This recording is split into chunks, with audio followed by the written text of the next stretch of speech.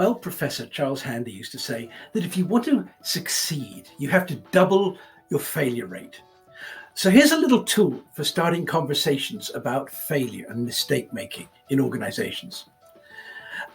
A naval captain once said to me, there are two kinds of mistakes that you make on board ship. Mistakes that are below the waterline and mistakes that are above the waterline. Below the waterline mistakes are the critical ones. They cost lives. They are mission critical. And obviously people need to know what they are and how to avoid them. But then there's mistakes that are above the waterline. And these are by far the majority of the errors that we make. Errors of judgment, mistakes that we need to learn from. These are opportunities to learn. These are opportunities to innovate, to get better. And we need to treat them differently. So let's think a little bit about this.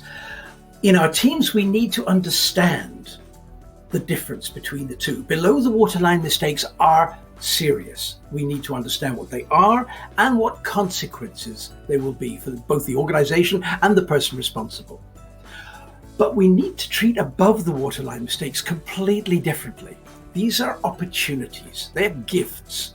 We should be grateful for them.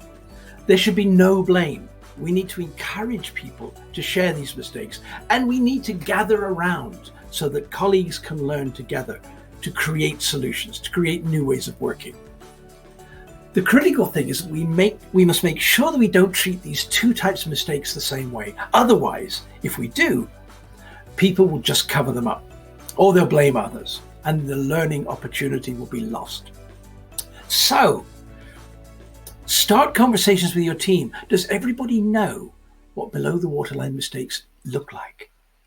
And do you know what you need to do to ensure that you can get the most learning from every opportunity? Get in touch. Start a conversation.